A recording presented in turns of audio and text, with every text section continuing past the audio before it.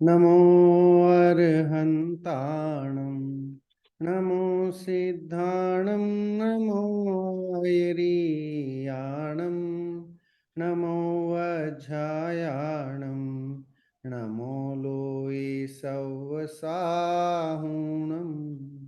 मङ्गलं भगवान् वीरो मङ्गलं कोतमो गणी मङ्गलं कुन्दकुन्दाद्यो जैन धर्मोस्तु मंगलम सर्वमंगल मांगल्यम सर्वकल्याणकारकम प्रधानं सर्वधर्माणां जैनं जयतु शासनम जैनं जयतु शासनम जैनं जयतु शासनम मंगलमय मंगलकरण वीतराग विज्ञान नमो ताहि जाते भये अरहंतादि महान करि मंगल करि हो महा ग्रंथ करन को काज जाते मिले समाज सब पावे निज पद राज पावे निज पद राज अरिहंत सिद्ध सूरी उपाध्याय साधु सर्व अर्थ के प्रकाशी मांगलिक उपकारी है तीन को स्वरूप जानी रागते भई जो भक्ति काय को नमाई स्तुति को उचारी है धन्य धन्य तुम ही से काज सब आज भय कर जोरी बार बार वंदना हमारी है मंगल कल्याण सुख ऐसो हम चाहत हैं हो मेरी ऐसी दशा जैसी तुम धारी है हो मेरी ऐसी दशा जैसी तुम धारी है। यह मोक्ष मार्ग प्रकाशक नामक ग्रंथ है। पंडित टोडरमल जी द्वारा, आचार्य कल्प पंडित टोडरमल जी के द्वारा लिखित है और अनेक शास्त्रों का स्वाध्याय करने के पश्चात उन्होंने यह देश भाषा में, है ना, लोकल लैंग्वेज जिसे बोलते हैं ढूंढाड़ी भाषा, जयपुर में जो भाषा चलती है ढूंढाड़ी भाषा, तो उस लोकल भाषा में इसको उन्होंने लिखा, लिपिबद्ध किया। बाद में हमारे हाथों में आज यह उपलब्ध है।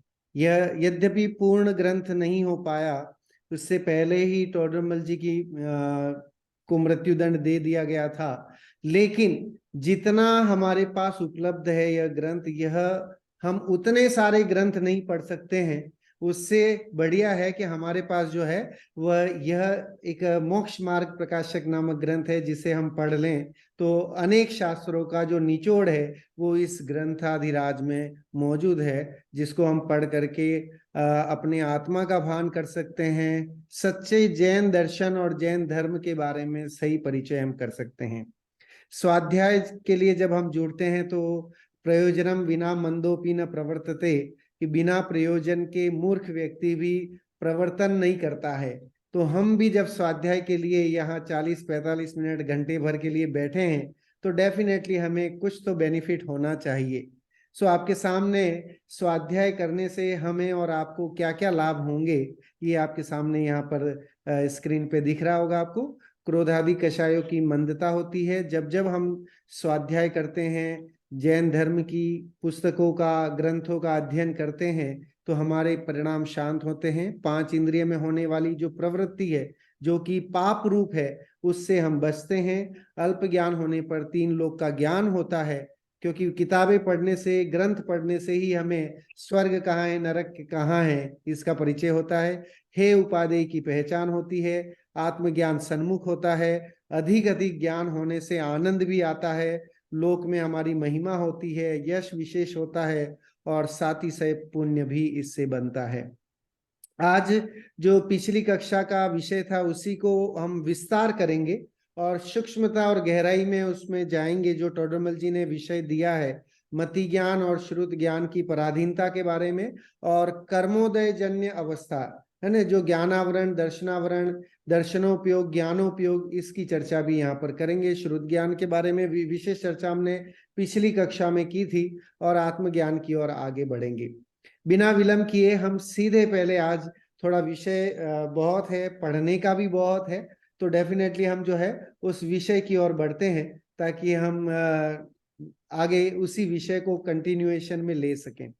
मैं पढ़ता हूं यहाँ पर पहला पूरा पैराग्राफ एक बार पढ़ता हूं ताकि कुछ विषय समझ में आए, फिर कोशिश करूंगा कि इसमें से और हम क्या इसमें निकाल सकते हैं, क्या माल निकल सकता है, उसकी भी चर्चा अपन यहाँ पर करेंगे। चलिए पढ़ते हैं। इस प्रकार ज्ञान, ये देखिए इससे पहले वाले में हमने जो पहला विषय था पिछली कक्षा का वो था श्रुत ज्ञान की पराधीन प्रवृत्ति, है ना। श्रुत ज्ञान, मति ज्ञान को भी पराधीन बोला, श्रुत ज्ञान को भी पराधीन बोला, क्योंकि ये दोनों ज्ञानों में पर की अपेक्षा होती है ना। पराधीन ज्ञान है, इसकी चर्चा अपन विशेष खुलासा कर चुके हैं, मैं वापस यहाँ नहीं दोहराऊंगा। जो लोग नहीं थे वे चाहें तो आप YouTube पर उस पर डला हुआ है तो उसको आप वहां से देख लें। अब यहाँ पर उसी विषय को और आगे बढ़ाते हैं। इस प्रकार ज्ञान दर्शन का सद्भाव ज्ञानावरण दर्शनावरण के क्षयोपशम के अनुसार होता है। हमें जो ज्ञान होता है ना, या हमें जो देखना दर्शन होता है, वो कैसे होता है, तो कह रहे कि वो हमारे ज्ञानावरण और दर्शनावरण कर्म के क्षयोपशम से होता है। अधिक ज्ञान होना वो भी क्षयोपशम, ज्ञानावरण का क्षयोपशम है। कम ज्ञान होना वो भी ज्ञानावरण और दर्शनावरण का क्षयोपशम होता है। कई बार हम कहते हैं ना कि मनुष्य तो सब एक जैसे हैं, लेकिन किसी को ज्यादा ज्ञान होता है, किसी को कम होता है, किसी को एक बार बोलने में समझ में आ जाता है ना, समझाने में समझ में आ जाता है, किसी को चाहे कितना समझा दो लेकिन फिर भी समझ में नहीं आता है। तो वो सब कर्मोदय जन्य जो दर्शनावरण और ज्ञानावरण का कर्म का उदय है, जिसके कारण उसके क्षयोपशम के कारण वैसा सद्भाव बना रहता है ना। सबके पास बुद्धि और समझ लीजिए दिमाग का वजन मनुष्यों में, एक सामान्य मनुष्य में समान ही होता है, लेकिन फिर भी बुद्धि जो है ना, बुद्धि अलग अलग होती है। उसका कारण क्या है? तो उसका कारण यही है कि हमारा ज्ञानावरण और दर्शनावरण कर्म का क्षयोपशम, क्षयोपशम मतलब कभी घटना कभी बढ़ना, इस तरह का क्षय और उपशम है ना, दोनों रूप में है। तो ज्ञानावरण और दर्शनावरण कर्म के क्षयोपशम के कारण कभी ज्यादा जानने में आता है, कभी ज्यादा देखने में आता है ना। दर्शनावरण का उपशम है तो आपको बहुत, है ना, चश्मे नहीं है तो भी दिख जाएगा, और अगर दर्शनावरण का क्षयोपशम है तो आपके सामने खड़ी वस्तु भी आपको नहीं दिखेगी, है ना। उसमें भी फिर आप कहेंगे कौन कौन करते रह जाएंगे और नहीं देख पाएंगे। तो इसलिए जब क्षयोपशम थोड़ा होता है तब ज्ञान दर्शन की शक्ति भी थोड़ी होती है ना। क्षयोपशम थोड़ा है तो जानना देखना भी कम ही होगा। जब बहुत होता है तब बहुत होती है। क्षयोपशम जब की क्वांटिटी ज्यादा होगी तो आपको नॉलेज और ज्ञान और दर्शन भी ज्यादा होगा।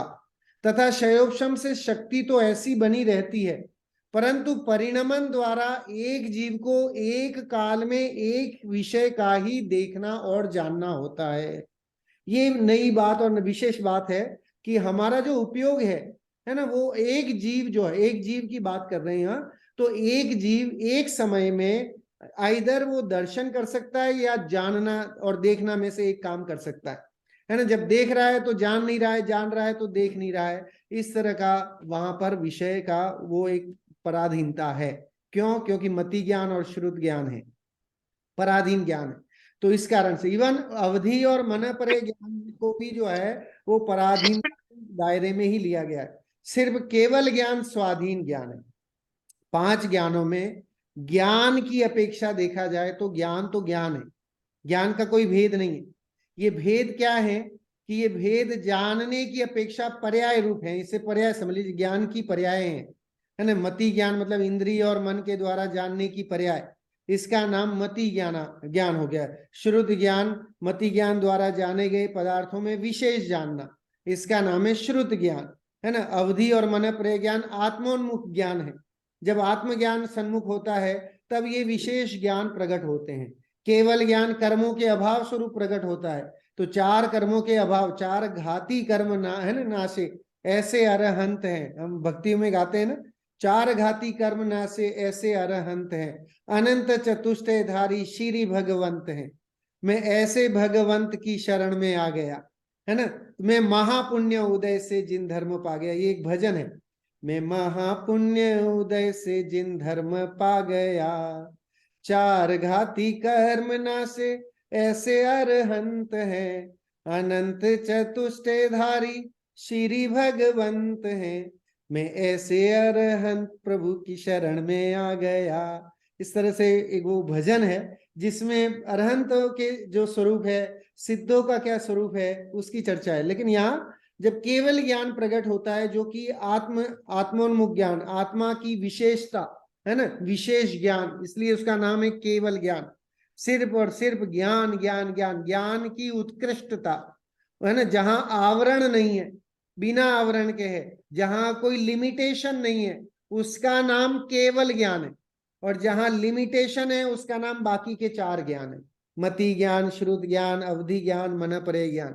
ये चार ज्ञान एक मर्यादा लिए हुए ही विषय वस्तु को जानते हैं, है ना। एक बार में एक ही चीज को जानेंगे, दूसरी को नहीं जानेंगे। लेकिन केवल ज्ञान के लिए कोई दिक्कत नहीं है, सब खुला दरबार की तरह है, सब कुछ ज्ञान में झलक रहा है, सब आ रहा है ना। बाकी के चार ज्ञानों की पराधीनता है, केवल ज्ञान की स्वाधीनता है। इसलिए सिरमौर ज्ञान जो है वो केवल ज्ञान है ना। जब चार घाती कर्मों का अभाव होता है तो केवल ज्ञान प्रकट होता है। प्रकट होना मतलब केवल ज्ञान स्वभावी हम हैं, लेकिन हमारे ज्ञान पर पर्दा पड़ा हुआ है, क्योंकि मोहनी कर्म बैठा हुआ है ना। मोह नींद के जोर जगवासी घूमे सदा। तो कह रहे कि मोहनीय कर्म, ज्ञानावरण, दर्शनावरण, अंतराय, मोहनीय, ये चार घाती कर्म जो है, ये आत्मा के अनुजीवी गुणों का घात करने वाले के कारण हमें नॉलेज नहीं हो पाता। और जब ये जीव इन चार आवरण कर्मों का अभाव कर देता है, तो उसके ज्ञान जैसा जो ज्ञान है, वो ज्ञान अपने पूरे वैभव के साथ प्रकट हो जाता है ना। अपना वैभव उसको दिखा देता है और अनंत चतुष्टय प्रकट होते हैं। चार कर्मों के अभाव स्वरूप चार अनंत चतुष्टयधारी श्री भगवंत हैं, बोलते हैं, है ना। अनंत दर्शन, अनंत ज्ञान, अनंत सुख और अनंत वीर्य जो है वो प्रकट हो जाते हैं। इसलिए ज्ञान हो तो कैसा हो, तो कह रहे ज्ञान हो तो केवल ज्ञान जैसा हो, है ना। वो ज्ञान सच्चा ज्ञान है, क्योंकि उसमें फिर कोई पर्दा नहीं। केवल ज्ञानी के आगे कोई है ना साक्षी की जरूरत नहीं है, कोई एविडेंस की जरूरत नहीं है केवल ज्ञानी के। सर्वज्ञ जहां बैठे हैं, सर्वज्ञ शब्द का ही मतलब है कि जो सब कुछ जाने, जिसके लिए कोई पर्दा नहीं हो, कोई है ना बाउंड्रीज नहीं हो, कोई दीवारें नहीं हो। हमारा ज्ञान कैसा है, मति ज्ञान और श्रुत ज्ञान, हम दीवार के बाहर नहीं देख सकते। मैं जिस कमरे में बैठा हूं उसके बाहर क्या हो रहा है मुझे नहीं पता, क्योंकि मेरे ज्ञान की मर्यादा है, लिमिटेशन है, उतना ही जान सकता है। लेकिन केवली के जितने कमरे हैं पूरे तीन लोक में, उन कमरों के अंदर क्या हो रहा है, बाहर क्या हो रहा है ना, स्वर्ग में क्या हो रहा है, नरक में क्या हो रहा है, सर्वार सिद्धि में क्या हो रहा है, सिद्धालय में क्या हो रहा है, एवरीवेयर, सारा उनके सामने खुली किताब की तरह है, सब कुछ स्पष्ट दिखाई दे रहा। इसीलिए तो सर्वज्ञ कहे जाते हैं, नहीं तो फिर सर्वज्ञ किसे कहते, सर्वम जानाति इति सर्वज्ञ, जो सब कुछ जाने। और अपने यहाँ जैन धर्म में जो जैन शास्त्रों में सर्वज्ञ की परिभाषा दी, वो लिखिए, जो तीन काल और तीन लोक की समस्त बातों को एक साथ जानता है, उसका नाम सर्वज्ञ है ना। तो हम भगवान की स्तुति करते हैं, भगवान को पूछते हैं, उसका एक कारण पांच परमेष्टियों में अरहंत और सिद्ध के पूज्यत्व के कारण में लिखा था टोडरमल जी ने। जब हम पहले अध्याय में पढ़े थे पूज्यत्व का कारण, ये पांच परमेष्टि पूजनीय क्यों है, तो उसमें एक सर्वज्ञत्व भी है। अगर आप अरहंत भगवान को स्तुति करते हो और नमो अरिहंताणम बोलते हो, तो उस नमो अरिहंताणम में नमस्कार अरहंतों को हो, तीन लोक के समस्त अरहंतों को नमस्कार हो। तो वो तीन लोक के अरहंतों को नमस्कार क्यों कर रहे हो, क्योंकि उनमें सर्वज्ञता है, उनमें हितोपदेशिता है, उनमें वीतरागता है। वैसे वीतरागता पहला लक्षण है, वीतरागता, सर्वज्ञता और हितोपदेशिता। सबसे पहले वीतरागी होंगे, फिर सर्वज्ञ बनेंगे, फिर हित मित प्रिय बोलेंगे। बोलने से मतलब है यहाँ पर उनकी दिव्य ध्वनि के द्वारा जो है वो वाणी खिरना, दिव्य ध्वनि का संचार होना। तो उनकी दिव्य ध्वनि जो है वो अमृतमयी होती है, समस्त जीवों के कल्याण स्वरूप होती है ना। इसीलिए तो, क्योंकि तीर्थंकर प्रकृति, हमारे 24 तीर्थंकर जो हैं वो 16 कारण भावनाओं को भाते हैं अपने पूर्व भवों में, और उसके फल से उन्हें तीर्थंकर नाम कर्म प्रकृति का बंध होता है और वो तीर्थंकर बनते हैं। और 16 कारण जो है ना, 16 भावनाएं, उन 16 भावनाओं में उदारता है ना, सबको लेकर के चलने की भावना, किसी की टांग नहीं खींचना, सबकी समान भाव है ना, सर्वोदय की भावना रहती है। जब हम सबके कल्याण की भावना सोचते हैं तो तीर्थंकर बन सकते हैं, गारंटी नहीं है लेकिन बन सकते हैं जब 16 कारण भावनाओं का भाएंगे, अपने जीवन में अपनाएंगे तब। तो इसलिए केवल ज्ञान जो है वो सर्वोत्कृष्ट ज्ञान है, क्योंकि 3 लोक और 3 काल की, 3 काल भी कह रहा हूं है ना, पास्ट का भी, फ्यूचर का भी, प्रेजेंट का भी, और ऊर्ध्व लोक का भी, मध्य लोक का भी, अधोलोक का भी। 3 लोक में जितने ये है ना, 14 राजू उतंग नभ लोक पुरुष संठान, तो जितना 14 राजू उतंग ये लोकालोक है ना, लोक, उसमें समस्त जीवों के ज्ञान और हर पर्याय, उसकी हर पर्याय को जानने वाला जो ज्ञान है उसका नाम केवल ज्ञान है। उसे सर्वज्ञ बोलते हैं, और सर्वज्ञता के कारण ही वे पूजनीय हैं। हमारे अरहंत अगर सर्वज्ञ नहीं है तो कौन पूजे उन्हें? उनकी वाणी को कौन जिनवाणी कहे? तो उनकी वाणी को जिनवाणी कब कहते हैं? क्योंकि उन्होंने सब कुछ देखा है, और जिसने सब कुछ देखा है वो झूठ नहीं बोल सकता, वो गलत नहीं बोल सकता। पहले तो गलत नहीं बोल सकता, झूठ तो कब नहीं बोलेगा? जब वितरागी है, क्योंकि वे वितरागी हैं तो वे कभी भी झूठ नहीं बोलेंगे। उन्हें ना काहू से दोस्ती, ना काहू से वैर, तो इसलिए वे हमेशा जो बोलेंगे सच्चाई बोलेंगे, सही बोलेंगे। फिर सब कुछ जाना है तो गलत भी नहीं बोलेंगे।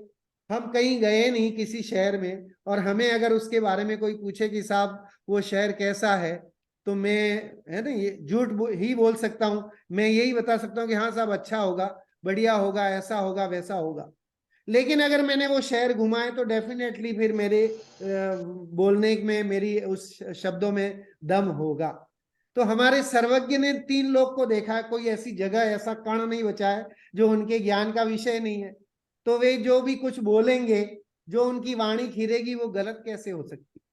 तो इसलिए भी तीर्थंकरों की वाणी जो जिनवाणी है वो सच्ची और अच्छी होती है, श्रद्धा करने लायक होती है, उस पर बिना आंख मीच के श्रद्धा की जा सकती है, क्योंकि वो जो वाणी है वो हमारे तीर्थंकरों की वाणी है। और तीर्थंकर चूंकि सर्वज्ञ हैं, तीर्थंकर चूंकि वितरागी हैं, और तीर्थंकर चूंकि हितोपदेशी हैं, तो उनके द्वारा कही गई बात जो है वो गलत नहीं हो सकती, हमारे कल्याण स्वरूप ही होगी। ऐसी श्रद्धा अंतर में होनी चाहिए, है ना। ये स्वाध्याय करके हम चाह क्या रहे हैं? हमारा अल्टीमेट मोटिव क्या है?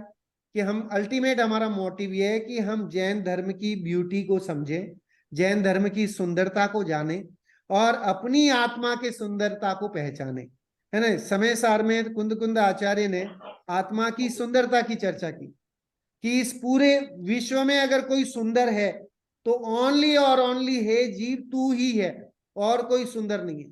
हमारा ये जो ज्ञानोपयोग है, हमारी जो आत्मा है, हमारा ज्ञान आनंद है ना, इसीलिए देखो सत चित आनंद कहा जाता है। 3 शब्द आपने सुने होंगे। सत मतलब परमानेंट रहने वाला, चित मतलब चैतन्यमय, और आनंद। तो देखो सत है, हमारी आत्मा कभी भी मरती नहीं, अनादि से थी और अनंत काल तक रहने वाली है, तो सत है। चित है, चैतन्य है, क्योंकि हम जानते देखते हैं, है ना, सुख दुख का अनुभव करते हैं, हमें अच्छा बुरा भला सब ये समझ में आता है, तो इस कारण से चैतन्य भी है।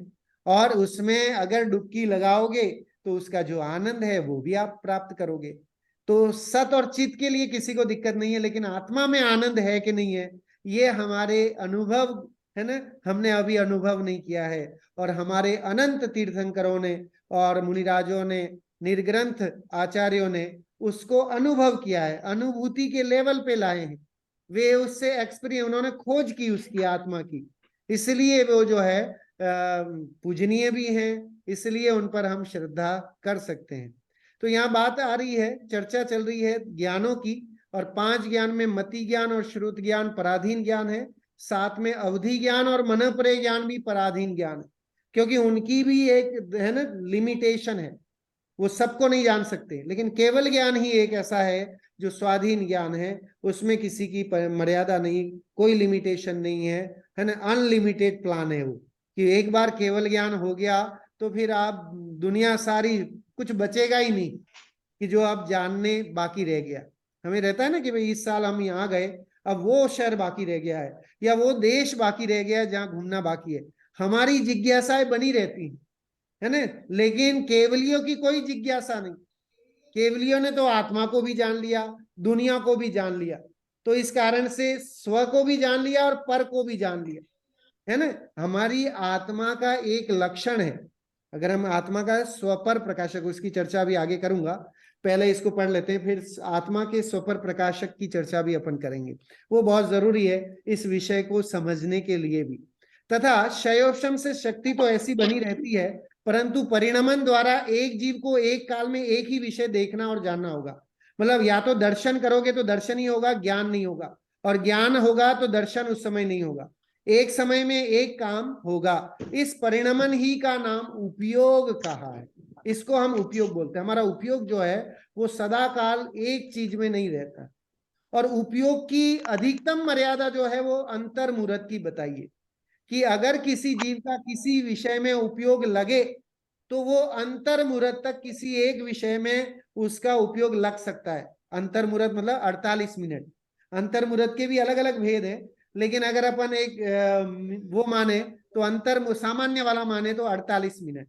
तो हमारे भाव, हमारे परिणाम, हमारा उपयोग 48 मिनट से ज्यादा कहीं टिकता ही नहीं, हाईएस्ट, है ना। बीच में कहीं चला जाए तो पता नहीं, क्योंकि मन बड़ा चंचल है ना। मन को कंट्रोल करने के लिए पिछली क्लास में भी बताया था कि है ना, मन को कंट्रोल करना बड़ा प्रमाथी बलवत दृढ़म, उसको बड़ा बलपूर्वक कंट्रोल में किया जाता है। तो उपयोग बड़ा चंचल है हमारा, उपयोग भटकता रहता है ना। हम गए थे मंदिर में, लेकिन पता नहीं वहां जाकर के और कोई चर्चा करने लगे, बिजनेस व्यापार की चर्चा करने लगे, नए कपड़ों की चर्चा करने लगे, नया गोल्ड की चर्चा करने लगे, हाव भाव की चर्चा करने लगे, दुनिया भर की, है ना। तो गए तो हम थे, है ना, हरि भजन को, और ओटन लगे कपास, ये एक लोकोक्ति है ना। आए थे हरि भजन को, ओटन लगे कपास, मतलब हरि भजन करने आया था और बैठ करके वहां स्वेटर बुनने लग जाए और रुई नापने लग जाए और रुई के है ना कपास बुनने लग जाए, तो उसका काम क्या बना। तो हमारा उपयोग भी ऐसा ही है कि उपयोग जो है वो एक जगह रह नहीं पाता। उसका कारण है कि मन के साथ उपयोग का तालमेल है। इसीलिए देखो, हमारा ज्ञान मति ज्ञान और श्रुत ज्ञान है। तो मति ज्ञान जो है वो इंद्रिय और मन की सहायता से होता है, तो मन वहां इन्वॉल्व है जिसके, और मन बड़ा चंचल है, तो इसलिए उपयोग भी टिक नहीं पाता। इसलिए मन को कंट्रोल में करना ये बहुत बहुत जरूरी है। जीवन में हम देखें कितने काम हम करते हैं, कई काम हम सिर्फ दिखाने के लिए करते हैं, है ना। समाज क्या कहेगी इसलिए सब मंदिर जाओ, है ना। लोग क्या कहे, पड़ोसी क्या कहेंगे, सब मंदिर ही नहीं जाते, है ना। ये देखो, पड़ोसी क्या कहेंगे, जैन होकर के सब रात को खाते हैं, इसलिए रात को नहीं खाओ। तो ये ऐसे कई काम हम सिर्फ धर्म भी करते हैं तो दिखावे का धर्म, या और क्रियाएं भी करते हैं तो हम दिखावे के लिए करते हैं, वो सही नहीं है। सही क्या है कि उसकी विषय वस्तु को जान करके, उसकी उपयोगिता को जान करके फिर उसको छोड़ें तो उसका फायदा होता है। और साथ में उपयोग जो है वो एक जगह टिकता नहीं है, तो उपयोग को टिकाने के लिए भी शास्त्र स्वाध्याय बहुत जरूरी है। जितना ज्यादा आप शास्त्र स्वाध्याय करेंगे, आपका उपयोग कहीं और नहीं भटकेगा। अभी दुनियादारी में और कई चीजों में, है ना, पार्टी में, किटी पार्टी में, व्यापार में, धंधे में, और पता नहीं कितने परिवार वालों में, इष्ट संयोग में अनिष्ट, है ना, सॉरी, इष्ट वियोग में अनिष्ट संयोग में बड़ा खेद खिन्न होते हैं, होता है, आता ना, इष्ट वियोग या अनिष्ट संयोग में खेद खिन्नता हो, तो वो नहीं होवे। तो ऐसे वो कब हो कि ये इनमें हम इन्वॉल्व होते हैं, जब स्वाध्याय की प्रवृत्ति रहती है, जब इन विषयों का पता होता है, तो हम फिर समता भाव धारण कर सकते हैं कि ये तो मेरा उपयोग है और मुझे अपने उपयोग को कंट्रोल करना। अभी जो शिविर हुआ था उसमें मैंने एक विषय लिया था, इन भावों का फल क्या होगा। तो उसमें भी ये चीज बताई गई थी कि मन को जो है वो उपयोग को बड़ा हमें चंचल है, उसको कंट्रोल में रखना बहुत जरूरी। उसकी प्रवृत्ति संयम के माध्यम से, तत्व अभ्यास के माध्यम से, तत्व निर्णय के माध्यम से हम अपने उस उपयोग को एकाग्र करके, है ना। आप देखिए ध्यान की अवस्था, एकाग्र चिंता निरोधो ध्यानम, है ना। तो आप देखिए कि किसी तरह की कोई चिंता फिकर नहीं, सारे विषयों को छोड़ करके अपनी आत्मा में कंसंट्रेट करना, एकाग्र करना, उसका नाम उपयोग है। कौन सा उपयोग है वो? ज्ञान उपयोग, है ना। जो अपनी आत्मा का सदुपयोग जिसे बोल सकते हैं। सदुपयोग क्या है? तो कह रहे सदुपयोग ये है कि हम दुनिया में नहीं फंस करके अपने को जाने, है ना। हु एम आई, मैं कौन हूं ये जाने तो सदुपयोग। और अगर मैं को नहीं जाना और दुनिया को जाना तो वो दुरुपयोग है। तो हम ये जाने दर्शनोपयोग और ज्ञानोपयोग के साथ सदुपयोग और दुरुपयोग को भी जाने। अब देखिए पहले एक छोटी सी कहानी आती है, आप सबने सुनी होगी, वैसे बहुत फेमस कहानी है, वो प्रसिद्ध कहानी है कि एक लकड़हारा था, वो मतलब ये गधे चराने वाला जिसे समझ लीजिए। तो डेली वो 10 गधे, है ना, लेकर के अपने जंगल में जाता, 11 गधे लेकर के जाता था। तो 11 गधे लेकर के जाता था और साथ में जो है वो जब उसने वहां गिना तो क्या हुआ कि पढ़ा लिखा नहीं था ज्यादा, एक गधे पर वो बैठा हुआ था और बाकी के 10 गधे गिन रहा है वो। तो अपना जो जिस पे बैठा है उस गधे को गिनता नहीं था और बाकी के 10 गधे गिनता था। तो उसे मेरे घर से तो 11 गधे लेके आया था जंगल में चराने के लिए और अभी तो 10 ही दिख रहे हैं। फिर वहां से कोई ज्ञानी महात्मा निकले। तो ज्ञानी ने कहा कि भाई क्यों दुखी हो रहा है ना, दुखी होने का कारण क्या है तेरा, क्यों दुखी हो रहा है, जंगल में तेरे को दुख क्या है ना। तो वो कहते कि महाराज मैं जो है घर से तो 11 गधे लेके निकला था, लेकिन मैं गिन रहा हूं तो साहब 10 ही निकल रहे हैं। 10 कैसे हैं? तो गिनो जरा। तो वो जब महाराज जी गिनते हैं तो उसका गधा भी गिनते हैं, तो कहना भाई 11 गधे लाया था, 11 ही तो हैं। तो अरे हाँ हाँ, मैं जिस गधे पर बैठा हूं मैंने उस गधे को नहीं गिना। सो इसलिए देखिए ज्ञान की बहुत महत्ता है। जीवन में अगर ज्ञान नहीं होगा तो छलाए जाओगे। हमेशा लोग जो है आपको आप किसी न किसी तरह से चीट करेंगे। और ज्ञानी होगा तो वो हमेशा सुखी रहेगा, है ना। विदेश में भी ज्ञान ही काम आता है ना। विदेशों में भी अगर आप जाएं तो आपके पास, if you not have the money so don't worry about this, but if you not have a knowledge definitely you will be a trouble, having a trouble. तो अगर आपको ट्रबल नहीं करना है, आपको दुखी नहीं होना है, तो डेफिनेटली आपके पास ज्ञान होना चाहिए। एक कहानी मैंने अभी कल ही एक जैन दर्शन सार में पढ़ी, बहुत अच्छी लगी मेरे को वो कहानी। और उस कहानी में ये है कि ज्ञानी और एक मतलब पैसे वाला था, उसको बड़ा घमंड अपने पैसे का और धन का। तो वो उसने एक श्लोक लिखा, वो श्लोक मुझे याद नहीं है, लेकिन उस श्लोक में उसने ये लिखा कि मैं सिर्फ धन वालों का सम्मान करता हूं, ज्ञानियों का नहीं, है ना। ज्ञानी का मेरे दरवाजे पे कोई सम्मान नहीं है, पैसे वाला जो है उसकी सम्मान है, उसका मान है। मैं सिर्फ मानियों का सम्मान, है ना, पैसों वालों का सम्मान करता हूं। तो ज्ञानी और उन दोनों में बहस छिड़ गई कि साहब तुम ऐसा क्यों कह रहे हो, है ना, कि धन ही धन की बात कर रहे हो, ज्ञान की महत्ता नहीं बता रहे हो। तो दोनों की लड़ाई हो गई साहब, इस बात पे बहस चर्चा हुई तो राजा के पास गई। तो राजा ने एक फरमान जारी किया और उसको पैक करके, सील पैक करके, और उसे उन दोनों को दिया कि भाई जाओ और इसका फैसला जो पड़ोसी राजा है वो करेगा। ये दोनों वहां गए साहब पड़ोसी राजा के पास कि महाराज हमारा निर्णय कर दीजिए। ये कह रहे हैं कि पैसे वालों का सम्मान करेंगे, ज्ञान वालों का नहीं।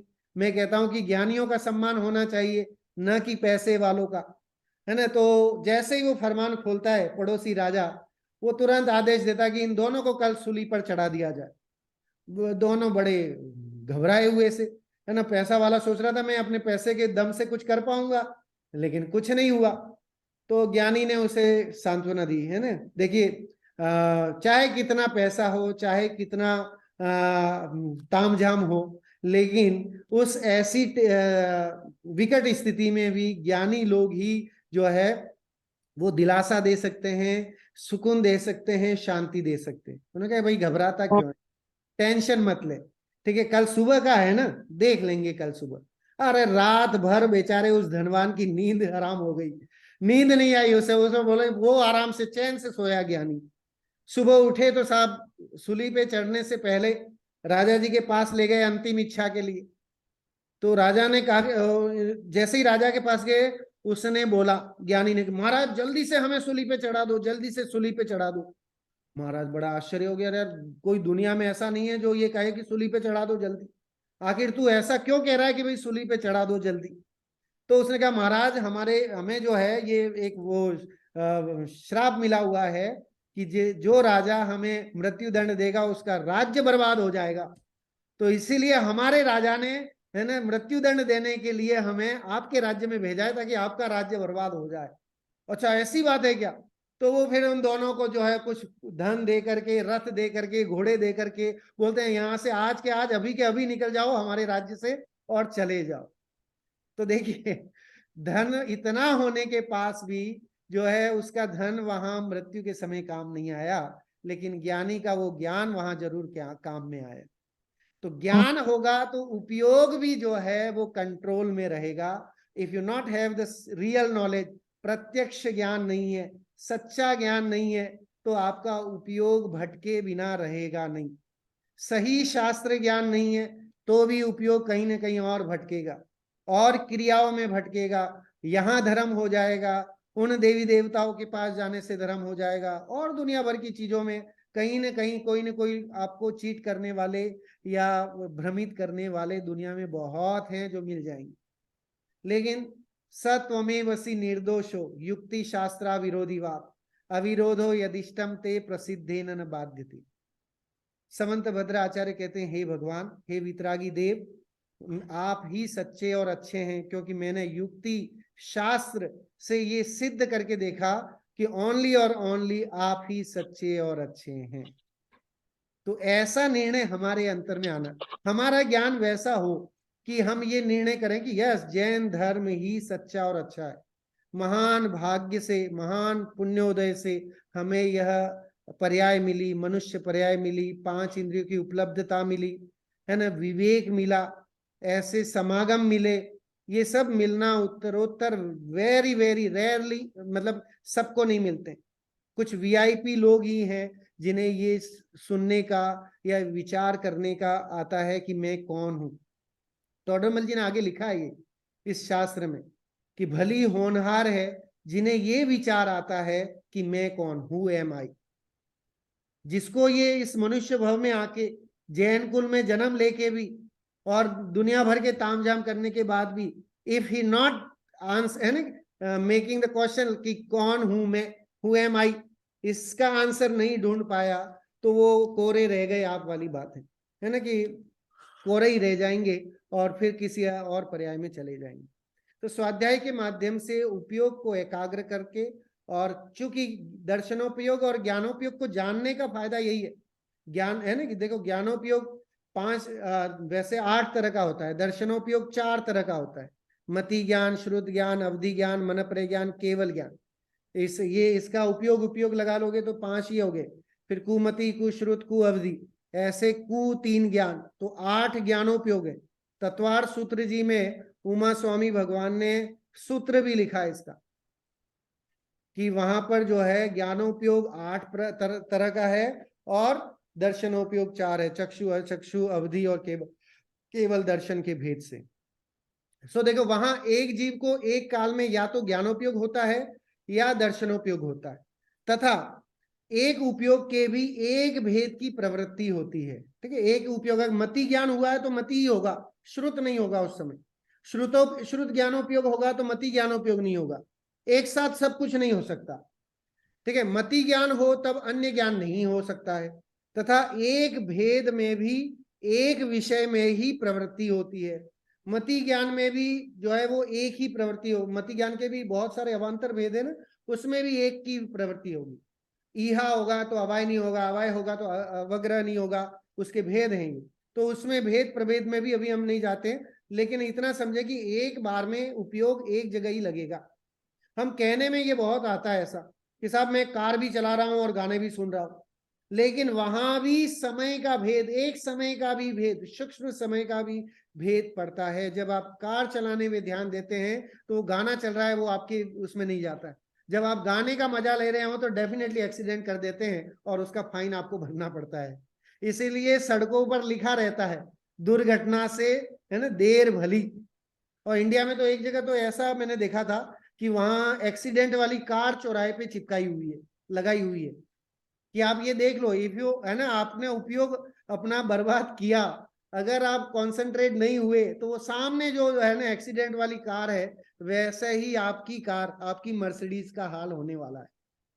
और इसके लिए अगर उपयोग को हम कंट्रोल नहीं करते हैं तो सरकार तो देती है सजा, लेकिन अगर हमारा उपयोग नहीं रहा तो ऊपर वाला, अगर हम कहें कि कोई ऊपर वाला है, ऊपर वाला कोई नहीं है। जैन धर्म के अनुसार तो वस्तु व्यवस्था स्वाधीन है, जीव जैसे परिणाम करता है ऑटोमेटिक वैसे जो है कर्मों का आवरण उसके बनता जाता है, सिस्टम है।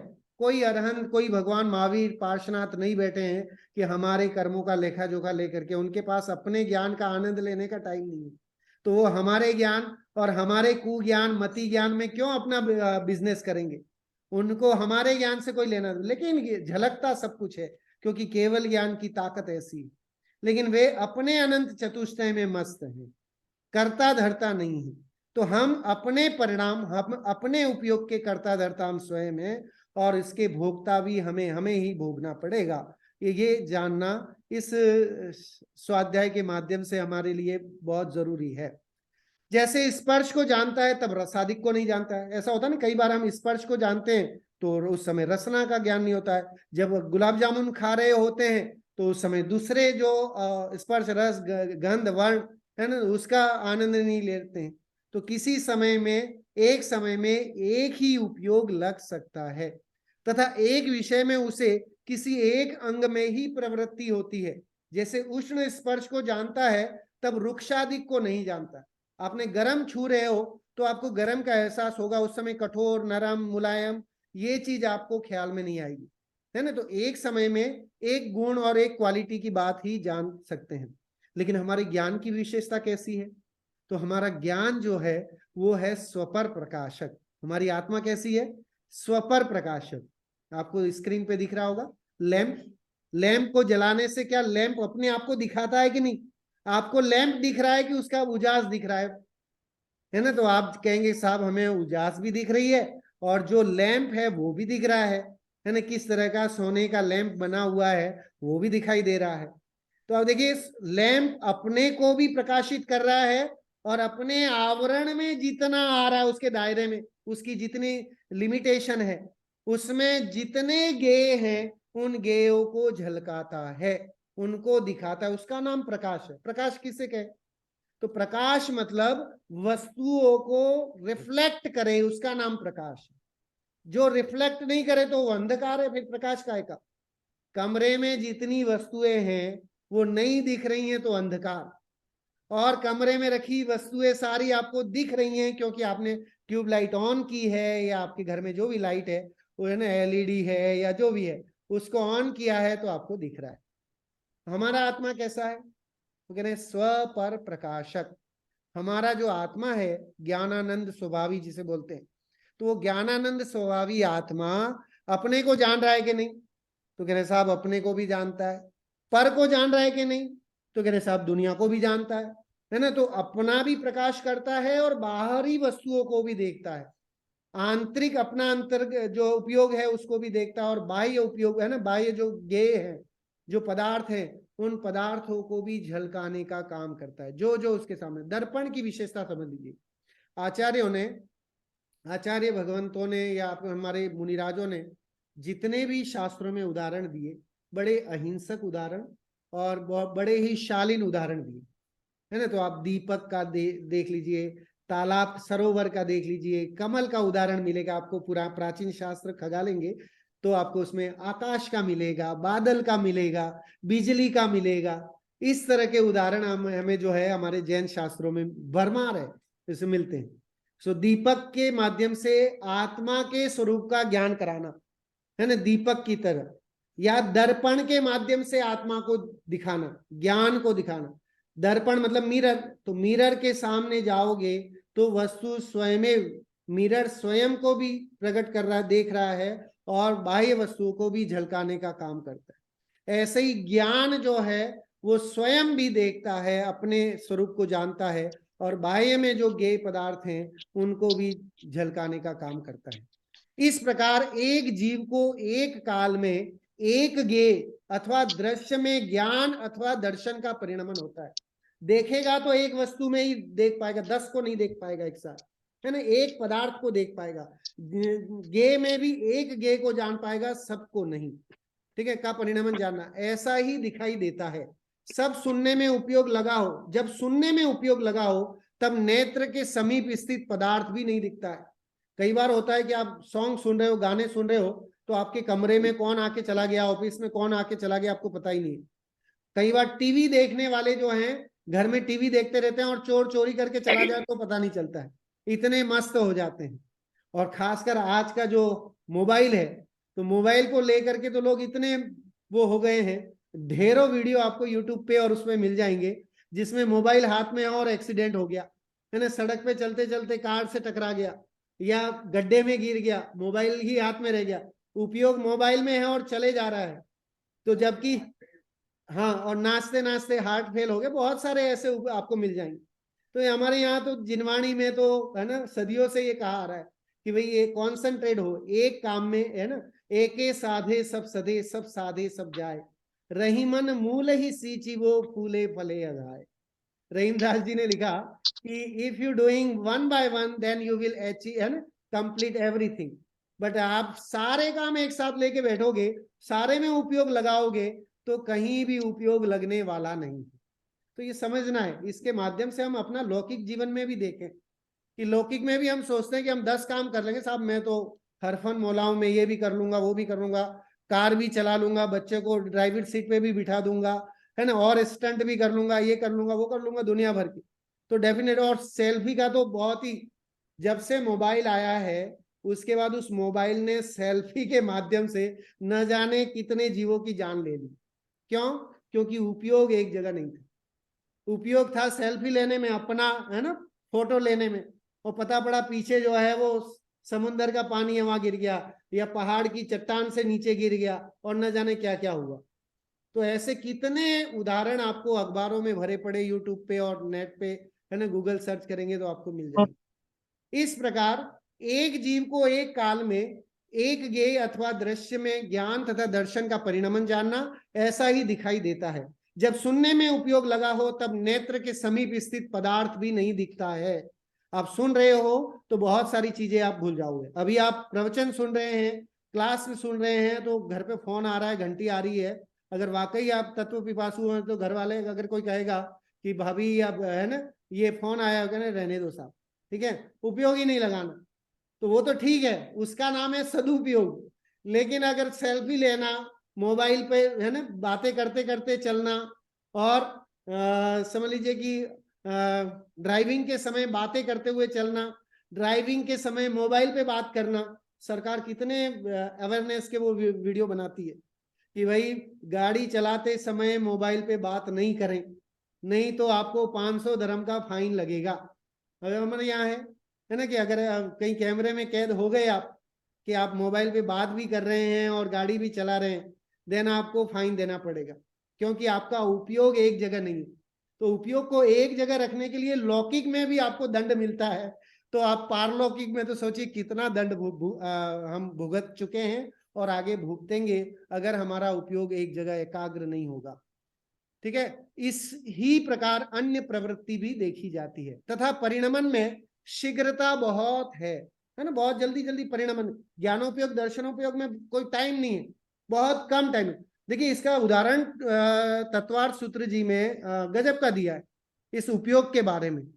कोई कहे कि साहब ऐसा कैसे हो सकता है, गैप तो होगा ना कुछ ना कुछ, डेफिनेटली गैप है, लेकिन बहुत कम समय के लिए, वो हमें हमारे ज्ञान का विषय नहीं बन पाता। जैसे अगर आप 100 पान के पत्ते रखें और उसमें एक साथ सुई चुभोए, तो कौन से में पान में आप कहोगे साहब एक बार में ही हो गया, है ना, एक बार में ही पूरे 100 पत्तों में वो सुई चली गई। तो कहने में तो ये आएगा एक बार में गई, तो क्या एक बार में ही गई? हर, है ना, 99 पत्ते में भी टाइम तो लगा हुआ ना घुसते हुए। तो आप 100 पत्ते एक लाइन में रख दो और उसमें एक झटके से सुई अगर उसमें डालेंगे तो वो क्या होगी, आर पार तो निकल जाएगी, लेकिन उसमें भी टाइम लिमिटेशन है, जिसे आज के वैज्ञानिक भी नहीं। देखिए वैज्ञानिक जो हैं वो प्रकाश वर्ष और प्रकाश स्पीड के हिसाब से मानते हैं, है ना। समय का भी, सेकंड का भी उन्होंने भाग कर दिया। लेकिन जैन धर्म कहता है सेकंड का तो असंख्यात भाग होता है ना। एक सेकंड में भी असंख्यात समय होते हैं, इतना उसका वो है। तो वो हम हमारे ज्ञान का विषय, मति और श्रुत ज्ञान का विषय नहीं बन पाता, वो केवल ज्ञान का विषय है।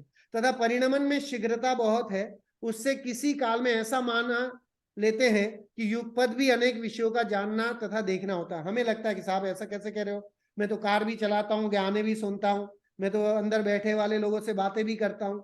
भले करते हो आप, भले कितने एक्सपीरियंस हो, लेकिन फिर भी उसमें समय की है ना अंतराल है, बहुत कम समय भी है, लेकिन वो अंतराल है।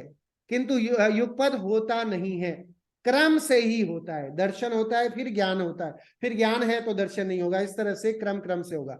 संस्कार बल से उनका साधन रहता है। जैसे गजब का उदाहरण यहाँ टोडरमल जी ने दिया है। कौए के नेत्र के दो गोलक में हैं, पुतली एक है, वह फिरती शीघ्र है, उससे दोनों गोलकों का साधन करती है। कौए का आपको पता हो नहीं पता हो, लेकिन कौए में आपको आंखें दो दिखती हैं, लेकिन कौए की आंखें दो हैं, गोलक दो हैं गोले, लेकिन उसके अंदर वो जो मन का है वो एक ही है। जैसे हमारी दो आंखें है ना, रेटिना और ये सब हमारे दो दो हैं, लेकिन उसका एक ही है। तो वो दोनों जगह घुमाता रहता है ना, कैमरे की तरह, और उससे वो देखता रहता है। इससे दोनों गोलकों का साधन करती है। उसी प्रकार इस जीव के द्वार तो अनेक है, पर कह रहे कि जीव के द्वार तो अनेक है, लेकिन उपयोग एक जगह है, तो एक बार में एक जगह ही बंद कर दे। अच्छा, वह फिरता शीघ्र है, उससे सर्व द्वारों का साधन रहता है। कह रहे कि वो जो है वो शीघ्र शीघ्र वो घूमता है, इसलिए उसका वैसा साधन बना रहता है। चलिए, यहाँ प्रश्न है, टोडरमल जी ने एक प्रश्न उठाया है, 5 मिनट में इसको पूरा करेंगे।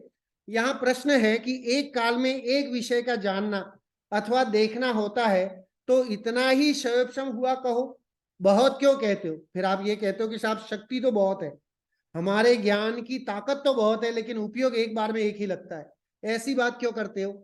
और तुम कहते हो कि क्षयोपशम से शक्ति होती है, तो शक्ति तो आत्मा में केवल ज्ञान दर्शन की भी पाई जाती है। कह रहे कि केवल ज्ञान की भी है, तो फिर पूरा क्यों नहीं जान लेता? हम है ना, जैन धर्म में ये कहा गया है कि हर आत्मा, संसारी आत्मा में भी केवल ज्ञान की शक्ति है। हम सब केवल ज्ञानी हैं। कैसे? शक्ति की अपेक्षा से, पर्याय अपेक्षा से नहीं। पर्याय अपेक्षा से अरहंत ही जो है केवल ज्ञानी कहलाएंगे। शक्ति की अपेक्षा से हम और आप सब केवल ज्ञानी हैं, क्योंकि हमारा जो ज्ञान है वो केवल ज्ञान होने की ताकत रखता है नहीं अभी, क्योंकि अभी शक्ति नहीं है। जब शक्ति आएगी तो हम वो भी काम करेंगे। अच्छा, मैं आपसे पूछूं कि आप में यूएसए जाने की, कनाडा जाने की शक्ति है कि नहीं है? कहेंगे साहब कैसे नहीं है, आप अभी वीजा दे दो, है ना, एयर टिकट दे दो, होटल स्टे दे दो, अभी चले जाएंगे हम। तो कह रहे कि शक्ति है, लेकिन आप जा नहीं रहे, क्योंकि आपके पास वीजा नहीं है, आपके पास टिकट नहीं है, आपके पास अभी है ना छुट्टियां नहीं है। तो ये सारी चीजें अभी नहीं है आपके। आप में शक्ति है, लेकिन आप नहीं जा पा रहे। लेकिन जब शक्ति, ये सारी चीजें उपलब्ध हो जाएंगी, देन डेफिनेटली आप जाओगे। तो ऐसे ही केवल ज्ञान की शक्ति है, लेकिन केवल ज्ञान नहीं है। लेकिन जब ये आवरण कर्म हट जाएगा, 4 घाती कर्मों का अभाव हो जाएगा, तो वो जो है वो व्यक्त हो जाएगी, है ना, वो शक्ति आ जाएगी, तो वो व्यक्त हो जाएगी और तब केवल ज्ञानी कहलाएगी। तो स्वभाव अपेक्षा से हम जो है वो केवल ज्ञानी है, लेकिन पर्याय की अपेक्षा से, पोस्ट की अपेक्षा से हम अभी केवल ज्ञानी नहीं। ये जानना भी बहुत जरूरी है। जैन धर्म का समझ लीजिए सार है, जिसे जैन धर्म समझना है उसे ये ट्रिक आना चाहिए।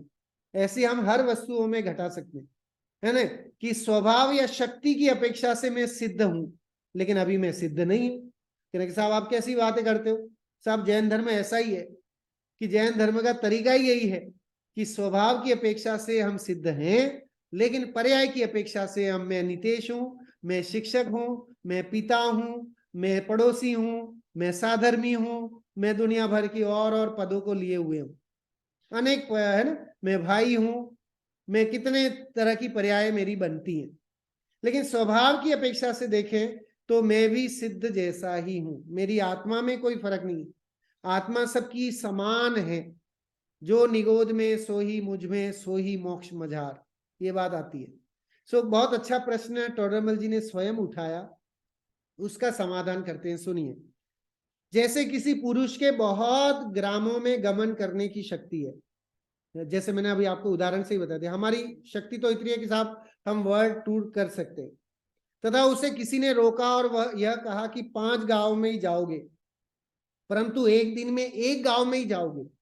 ठीक है, किसी को बोला भाई कि आपको 5 गांव में ही जाना है, तुम जा तो सब जगह सकते हो, मुझे पता है, तेरे पास गाड़ी है ना, पेट्रोल भी डला हुआ है, सब कुछ है, जा तुम हर जगह सकते हो, लेकिन आपको 5 गांव में ही जाना है। 5 गांव में भी एक गांव में एक दिन जाना है, दूसरे दिन दूसरे गांव में जाना है। तो क्या हो गया कि बंधन हो गया ना उसका, यानी शक्ति होने के बाद भी वहां कर्मों का आवरण हो गया, बंधन हो गया, तो जिसके कारण वह नहीं जा पाएगा, है ना। कोई अगर आप नौकरी पे रखें और उसे बोलें कि भाई आप जो है सिर्फ 5 दिन में 5 गांव कंप्लीट करने, और उसमें भी एक दिन में एक गांव में जाकर के और वहां पर अपनी जो भी उधारी है वो लेना है और करना है, वहां उस पुरुष के बहुत ग्राम जाने की शक्ति तो द्रव्य अपेक्षा से पाई जाती है।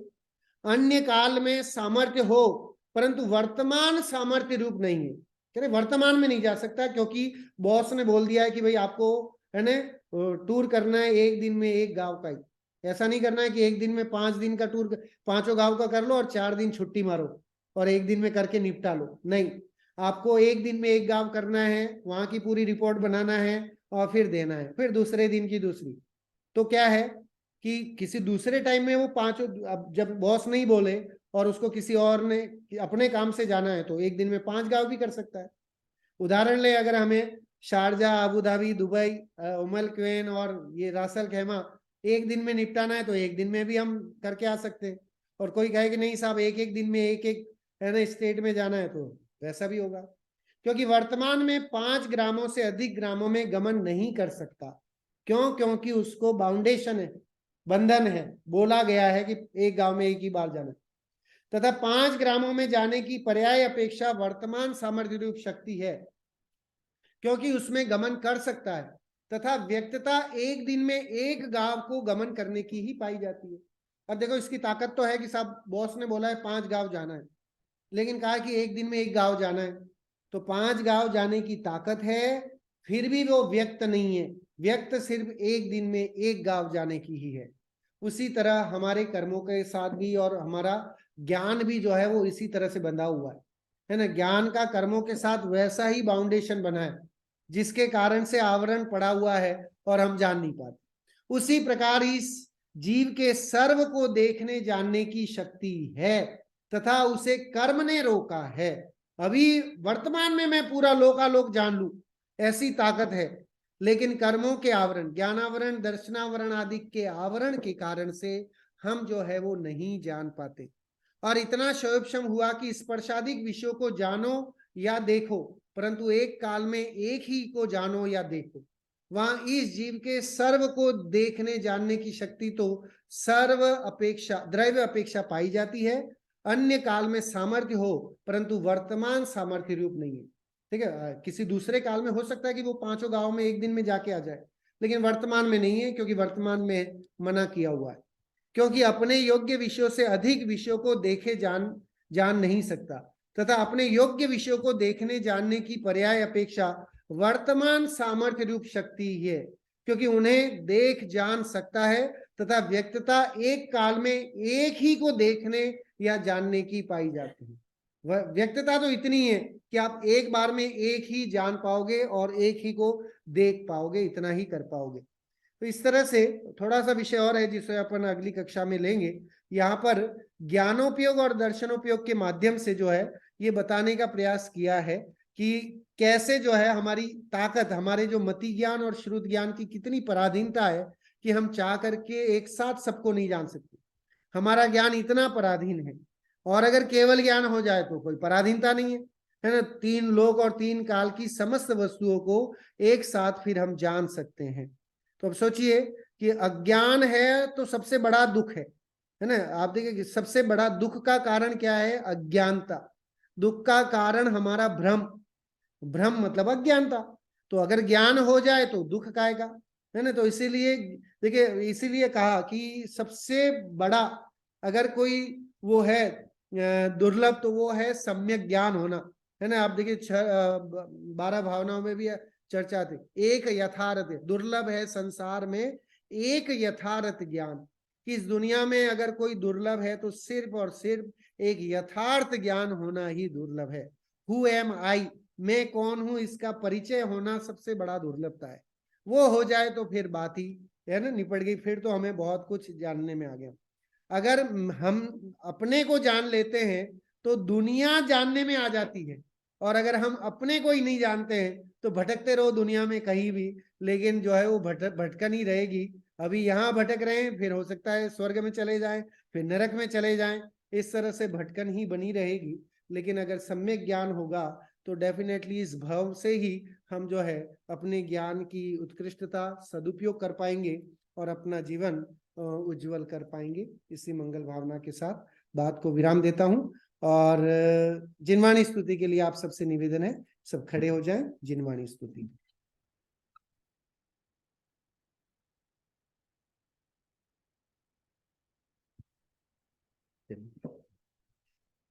मिथ्यात्म नाश वे को ज्ञान के प्रकाश वे को आपा पर भास वे को भानु सी बखानी है। छहु दैव जान वे को बंद विधिवान वे को पर पिछान वे को परम प्रमाणी है। अनुभवताय वे को जीव के जताय वे को काहू न सताए को भव्य पूरे आनी है। जहाँ तहाँ तार वे को पार के उतार वे को सुख विस्तार वे को यही जिनवाणी है। हे जिनवाणी भारती तो ही जपो दिन रहे, जो तेरी शरणा गहे तो पावे सुख चैन। जावाणी के ज्ञान ते सूझे लोकायो, सो वाणी मस्तक नमो सदा देत हूँ। सभी 9 बार नमोकार मंत्र का जाप करेंगे। 9 बार नमोकार।